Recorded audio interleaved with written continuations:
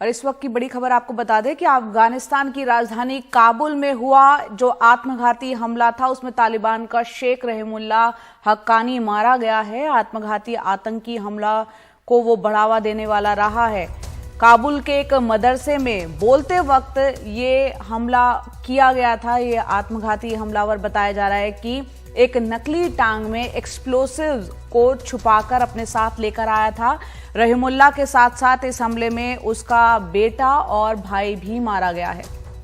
हालांकि अभी तक इस हमले की जिम्मेदारी किसी संगठन ने नहीं ली है।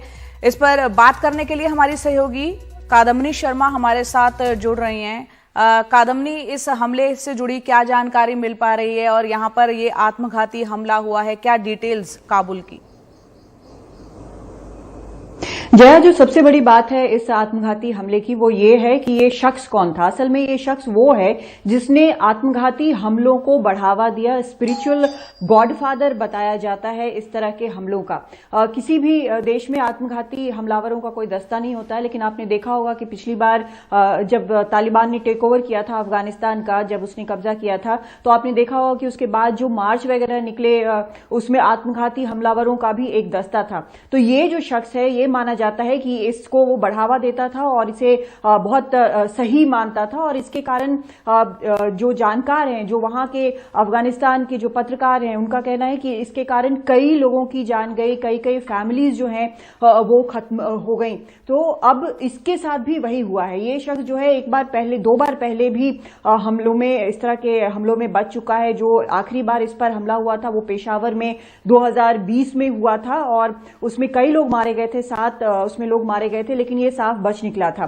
इस बार काबुल में अपने मदरसे में वो प्रीच कर रहा था। उस वक्त और भी लोग थे वहां पर। बताया जा रहा है कि एक शख्स वहां पर आया जिसकी नकली टांग थी। पहले एक्सप्लोजन में शायद उसकी एक टांग नहीं रही थी, तो नकली टांग में वो एक्सप्लोसिव भरकर लाया था और वहां पर उसने डेटोनेट कर दिया। और इस हमले में ये बताया जा रहा है कि रहमुल्लाह हक्कानी का एक बेटा भी मारा गया है, काफी कम उम्र का, शायद 4 या 5 साल का। हालांकि उस पर पुख्ता कोई भी जानकारी अभी नहीं दी जा रही है। एक भाई के भी उसके मारे जाने की खबर है।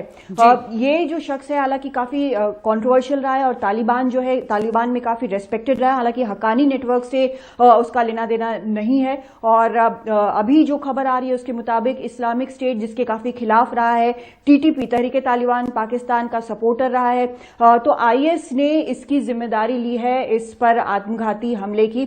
लेकिन सबसे बड़ा फैक्टर यह है जो इस हमले का जो लगातार वहां पर आईएस कर रहा है अफगानिस्तान में, जो एक उम्मीद थी कि तालिबान की टेक ओवर के बाद शांति होगी, वो नहीं हुई है और ये हमले हो रहे हैं। लेकिन इस शख्स को इसलिए टारगेट किया गया बताया जा रहा है क्योंकि ये आईएस के खिलाफ था और तालिबान में कोई पद न होने के बावजूद कई ऐसे तालिबान के नेता हैं जिसको इन्होंने मदरसे में पढ़ाया था, तो ये काफी इन्फ्लुएंशियल माना जाता था। और सबसे बड़ी बात आम लोगों के लिए ये कि आत्मघाती हमलावरों का ये स्पिरिचुअल गॉडफादर माना जाता था। जया जी, कादम्बनी, बहुत बहुत शुक्रिया इस पूरी जानकारी के लिए। तो आपने यहाँ पर बताया है कि ये शख्स जो है रहमुल्लाह हक्कानी, किस तरह का उसका बैकग्राउंड रहा है, किस तरह से आत्मघाती हमलों को वो बढ़ावा देने में उसकी भूमिका रही है और अब खुद वो आत्मघाती हमले का शिकार हुआ है। और आपने ये भी बताया कि इस्लामिक स्टेट ने इसकी जिम्मेदारी ली है इस हमले की, जिस हमले में शेख रहमुल्लाह मारा गया। और साथ ही आपने ये भी बताया, कादम्बनी ने, हमारी सहयोगी ने बताया कि रहमुल्लाह जो है वो आईएस का उसका विरोधी रहा है